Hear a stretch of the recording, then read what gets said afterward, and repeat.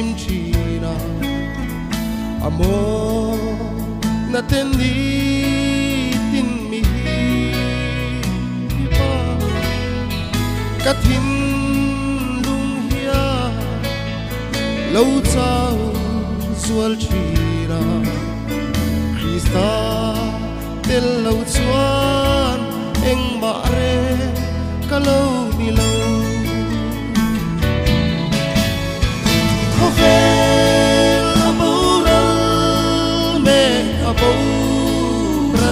ke lung tu rengan om lo an ral le chi ma se lal pan kan ta na bun abua sai chu sa tua ko in o aral lo vang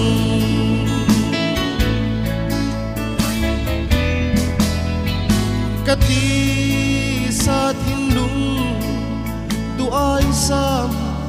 zong tele ning than san na ro pui na te changa ka pha bak nei du a ka buai na zong te isa zara chuan dam ten ka thata khovel abural me ke lung tu rengan om lo an kal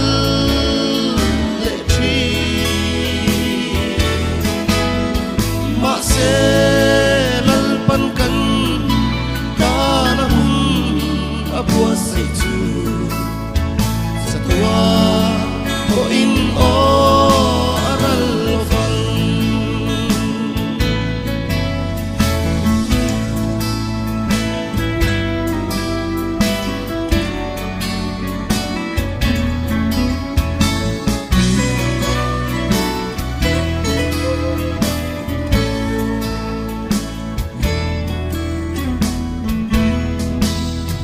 lalpa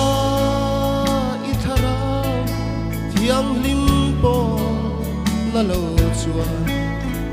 biming ro pui na da in man zel hi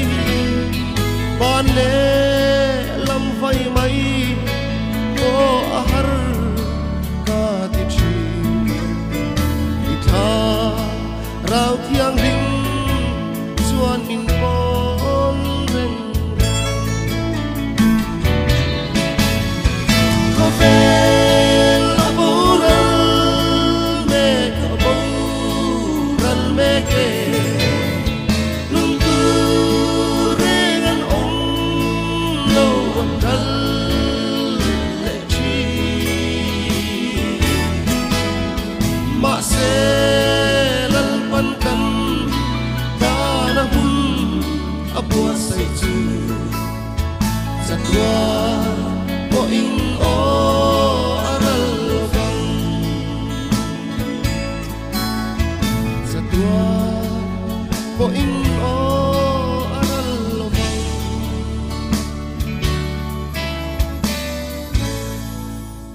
fakla lal pan ma som lo se